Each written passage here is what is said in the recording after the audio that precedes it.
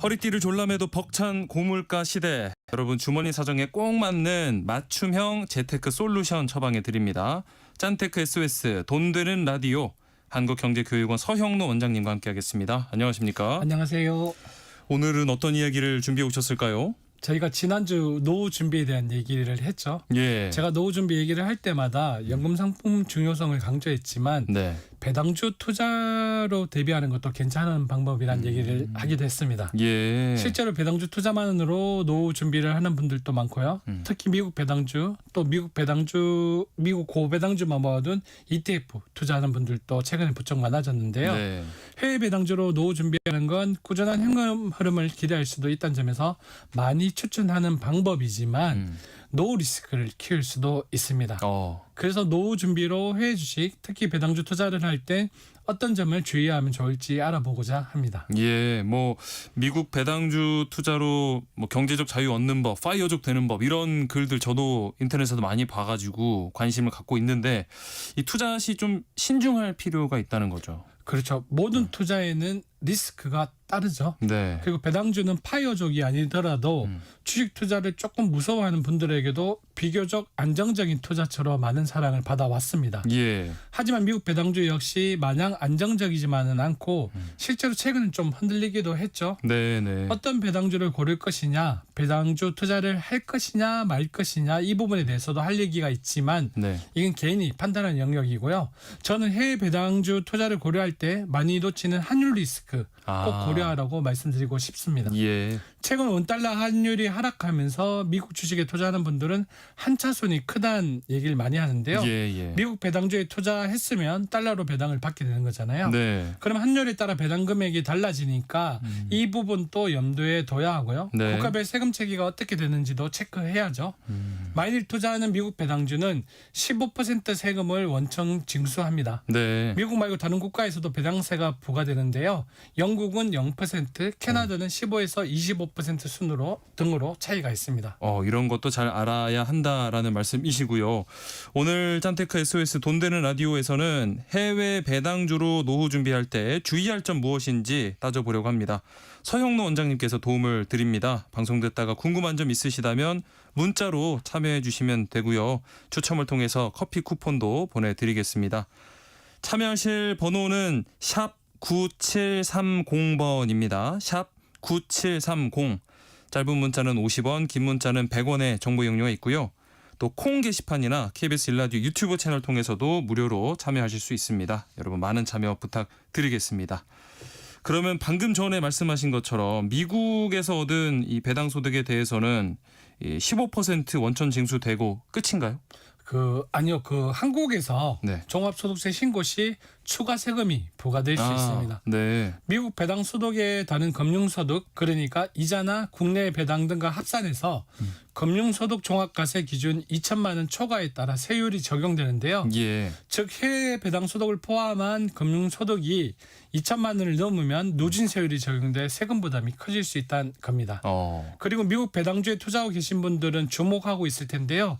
현재 트럼프 행정부가 감세안이 담긴 세법 개정안을 추진 중인데요. 예. 그중에서도 제899조가 뜨거운 감자인데요. 네. 이 조항은 미국 기업에 불공정한 세금을 부과하는 국가의 개인 그리고 법인, 정부기관, 국부펀드 등에 대해선 보복성 원청징수 세금을 부과할 수 있도록 하는 근거를 마련한 조항입니다. 네. 미국 재무부 장관은 불공정한 세금을 운영하는 국가를 차별적 해외 국가로 규정하고 원천징수 세율 인상 조치를 할 수 있는 거죠. 예. 물론 차별적 해외 국가에 우리나라가 지정되지 않을 수도 있지만 지정된다면 기존 배당 소득세 15%에서 최대 35%까지 증가할 수 있고요. 예. 미국 배당주에 투자하는 미당족들은 이 뉴스도 꼭 체크하셔야 됩니다. 35%까지 이렇게 뭐 세금 폭탄이 떨어진다고 하면은 미국 배당주 투자 좀 꺼리시는 분들 많아질 것 같은데요. 실제 그렇게 된다면 진짜 조금 꺼리게 되는데요. 근데 앞서 얘기했듯이 아직 추진 중인 사항이라 상원에서 검토 중이고 네.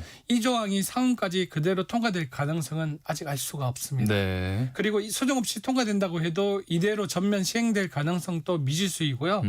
트럼프 스타일상 네. 협상 카드에 거칠 수 있다는 거죠. 한번 질러놓고. 그렇죠. 네. 하지만 노후 자금을 미국 배당주로 준비하는 분들은 신경이 많이 쓰일 텐데요.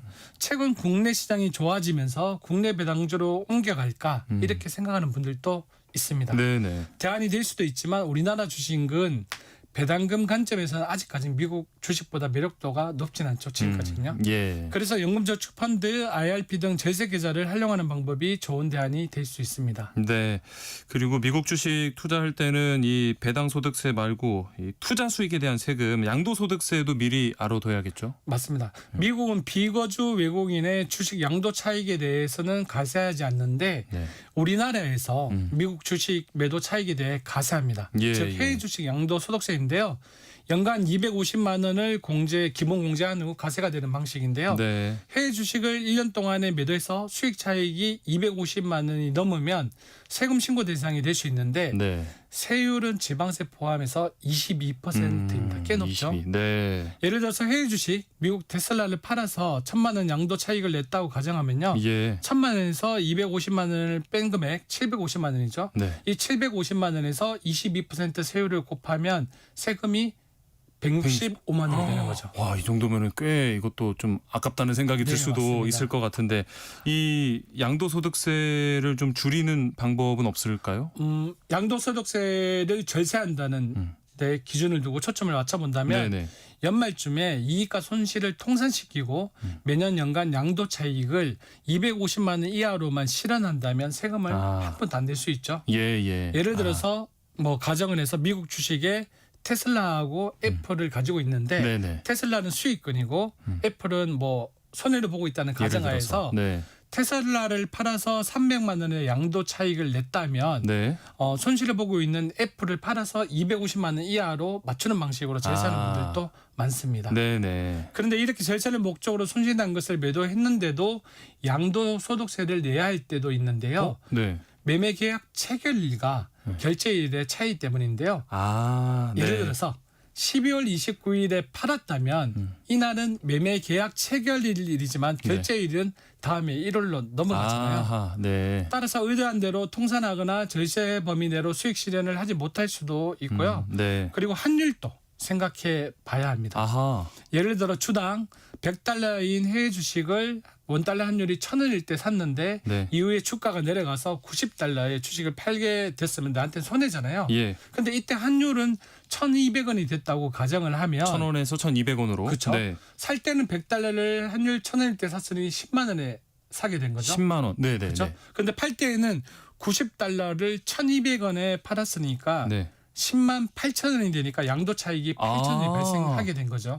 주식이 떨어졌는데도 오히려 수익은 늘어나는 그렇죠. 경우네요. 그래서 주가 기준으로 손해를 보고 팔았는데 환율로는 양도 차익을 본 상황이 되는데요. 결국 환율 변동을 고려해서 양도 차익을 계산해야 한다는 겁니다. 야, 세금 얘기하니까 지금 막 들으시면서 머리 아픈 분들 많으실 것 같은데 그러면은 이렇게 미국 주식에 투자하는 분들은 양도세를 직접 신고를 해야 되나요? 맞습니다. 투자자가 직접 신고를 해야 되는데요. 네. 만약에 양도소득세 미신고 시 가산세가 발생하는데요. 네. 보통 정권사에서 안내를 다 해주고 또 해외 주식 양도세 신고가 어려운 고객들을 위해 세무법인과 연계한 신고 대행 서비스도 제공 중이거든요. 네. 그래서 정권사에서 안내받은 대로 신청을 해서 진행하면 되겠고요. 다만 복수의 정권사를 통해 거래하고 있는 분들은 반드시 각 정권사 거래 내용을 합쳐서 신고해야 된다는 것도 유의해야 합니다. 네. 자, 해외 주식에 투자는 하고 싶은데 이 세금이 좀 부담된다는 분들 절세 계좌를 활용해야 된다라고 하시는데 이 부분도 좀 자세히 설명해 주시죠. 대표적으로 제가 몇 번 언급했던 ISA 계좌를 활용하는 방법이 있죠. 네. 이 계좌 안에는 여러 상품을 담을 수 있는데요. 네. 이 계좌 안에서 순수익 200만 원에서 400만 원까지는 현재 비과세가 되고요. 예. 참고로 서민형은 400만 원, 그리고 일반형은 200만 원이고요. 그 이상 수익도 세율이 9.9%로 세율 우대가 되니까 네. 그리고 게다가 ISA 핸드도 올해부터 상향 조정하는 움직임이 또 있으니까 일단 만들어두면 무조건 도움이 되는 계좌입니다. ISA. 네. 그리고 ISA 계좌 안에서 손실과 수익을 다 계산해서 세금을 부과한다는 점도 장점인데요. 네. 예를 들어서 일반 계좌로 A 펀드에서 500만 원 수익을 내고 그다음에 뭐 B 주식에서 200만 원 손실을 냈을 때에는 네. 이익 500만 원에 대해서 15.4%의 소득세를 내야 하는데요. 예. 근데 만약 ISA 계좌로 투자를 했다면 계좌한 투자 상품을 합산해서 손실분을 공제한 순이익 300만 원 가운데 100만 원에 대한 그러니까 200만 원 비과세가 되잖아요. 그래서 예. 100만 원에 대해 9.9%의 세율만 적용해서 과세를 합니다. 그러면 납부할 세금이 훨씬 줄어들게 되죠. 예. 그런데 ISA 계좌로 미국 주식 예를 들어 뭐 테슬라나 배당주인 코카콜라와 같은 주식을 직접 살 수는 없고요. 네. 대신 국내 상장 해외 자산 ETF로 간접 투자가 가능합니다. ETF로. 네. 네. 그래서 한참 미국 주식 투자 붐이 일었을 때 ISA 계좌 가입자 수도 크게 늘었었죠. 요즘은 조금 주춤하는 것 같긴 하지만 한때 노후 준비 일환으로 달러 모으는 분들 많았거든요. 이거는 혹시 세금이 따로 안 붙나요? 붙나요? 붙습니다. 붙어요. 모든 소득에는 세금이 붙는다 생각하시고요. 네. 다만 외환 투자 시 외화 예금이냐 FX 마진 거래냐 투자 방식에 따라 다르게 적용되는데요. 네. 외화 예금이나 외화 채권에 투자하면 이자가 발생하잖아요. 네. 그러면 당연히 15.4%의 이자 소득세가 부과되죠. 그리고 해외에서 받은 이자는 종합 소득세 대상입니다. 네네네. 단 개인 기준으로 이자 발생 없이 한 차익만 발생한 경우에는 비과세인데요. 네. 예를 들어서 달러당 1,200원일 때 예금한 상품을 달러당 1,500원일 때 출금해서 한 차익만 발생했을 때에는 네. 비과세에 해당합니다. 예. 근데 해외 통화 차익 거래인 FX 마진 거래인 경우에는 파생 상품으로 간주됩니다. 잠깐 FX 마진 거래를 이야기하자면 예. 시장은 현재 세계에서 가장 자금의 흐름이 많은 금융 시장으로 그 규모가 전 세계 주식시장 1일 거래량의 약 100배를 상회하고요. 네. 포렉스라고 불리는 국제 외환 시장에서 개인이 직접 외국의 통화를 거래하는 현물 시장으로 장외 해외 통화 선물 거래를 말하기도 하는데요. 네. FX 마진 거래는 최대 10배 이상의 레버리지를 허용해 수익과 손실의 폭이 모두 확대되는 네. 고위험 파생 상품으로 분류되기도 해서요. 네. 제 개인적으로는 어느 정도 경험 없이 뛰어들기에는 너무 위험한 그러네요. 상품이라고 보는 상품입니다. 네네. 그래서 썩 추천드리지 않는데 이런 FX 마진 거래는 파생 상품으로 간주되기 때문에 지방소득세 포함해서 양도 차익에 대해 22%의 세금이 부과됩니다. 네. 물론 연 250만 원까지는 비과세 기본공제를 하는데요. 참고로 FX 마진 거래는 국내 신고 대상이므로 국세청에 자동 보고됩니다. 아하. 그리고 상품 성격에 따라 만기 시 한 차익 과세 여부가 달라지는 외화 보험도 있고요. 네. 그리고 외환 차익 포함한 수익이 모두 배당 소득 또는 기타 소득으로 과세되는 외화 펀드 상품도 있습니다. 예. 관련해서 끝으로 좀 덧붙이고 싶은 말씀 있으실까요? 제가 이 코너에서 절세 혜택을 자꾸 강조하게 되는데요. 절세. 네. 모든 재테크의 시작은 절세라는 얘기도 있기 때문인데요.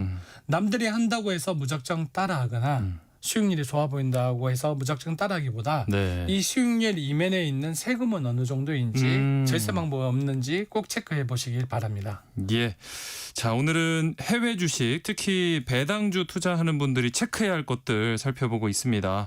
관련해서 궁금한 점 있으시면 문자 보내주시고요. 서형로 원장님과 함께 상담해 드리겠습니다.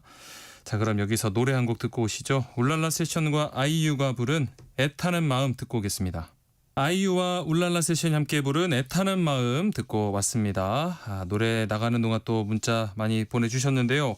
5014님, 노후 준비로 배당주에 투자한다면 어떤 기준으로 배당주를 고르는 게 좋을까요? 무조건 배당 많이 주고 월 배당하는 주식이 좋을까요? 라고 질문 주셨습니다.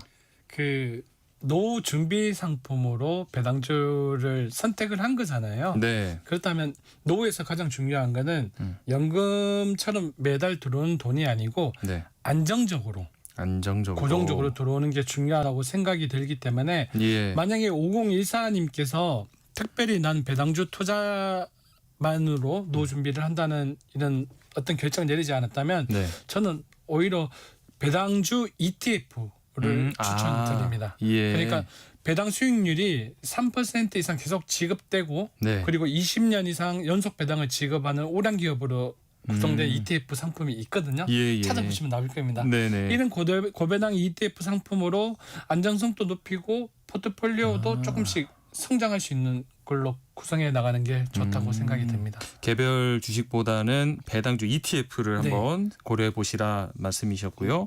9821님, 40대인데 노후 준비로 미국 배당주 모으고 있습니다. 그런데 언제까지 이걸 갖고 있을지 고민이에요. 언제쯤 주식 정리하는 게 좋을지 이렇게 질문을 주셨네요. 두 가지 관점으로 말씀을 드릴게요. 일단은 그 노후 준비는 많이 모을수록 내가 나중에 받는 금액들이 높아지잖아요. 네. 그래서 소득 활동이 있을 때까지는 계속 모아요. 배당주라든지 노후에 관련된 상품을 가져가는 게 맞다고 생각이 들고요. 예. 그리고 두 번째는 만약에 대안 투자처가 생긴다면 그때까지 사모으는 걸로 추천드리고 싶습니다. 일단 지금은 또 40대라고 하셨으니까 계속해서 좀 모아 가시고 나중에 이게 수익이 얼마나 나는지 뭐 상황을 좀 봐서 정리를 하셔도 되겠네요. 네, 맞습니다. 육둘 하나하나님 수익 이 250만 원 미만인 경우에 양도소득 신고 안 해도 되는 건가요? 질문을 주셨습니다. 네, 맞습니다. 신고 안 하셔도 됩니다. 250만 예. 원. 250만 원 넘었다면 축하드리고요. 아니면은 네, 신고 안 하셔도 되고요. 7532님 배당을 많이 받으면 좋겠지만 이 종합소득세를 감안해서 최저의 세금으로 받을 수 있는 최대 배당 금액은 얼마일까요? 라고 하셨어요. 제가 그걸 이해를 못했거든요. 배당 종합소득세를 감안을 했을 때 네, 2천만 원. 세금을 최대한 안 내면서 가장 많은 배당을 받을 수 있는 금액은 얼마까지냐? 이건 조금 질문이신데요. 합산을 해야 되는데요. 네. 저희가 2천만 원 초과에 대해서는 소득세를 내야 되잖아요. 예. 그러니까 내 이자 소득이라든지 배당 소득을 다 합산해서 2천만 원 미만으로 맞추는 조절을 방식으로 하고. 조절하는 게 제일 좋은 방법입니다. 아, 그렇게만 하는 안에서 배당 금액이야 뭐 최대로 받으면 되는 거니까요. 네, 맞습니다. 2천만 원으로 조절하시면 된다라는 네. 말씀이었습니다. 자, 짠테크 SOS 돈 되는 라디오 오늘은 여기서 마치도록 하겠습니다. 지금까지 한국경제교육원 서형노 원장과 함께했습니다. 오늘 말씀 고맙습니다. 네, 수고하세요.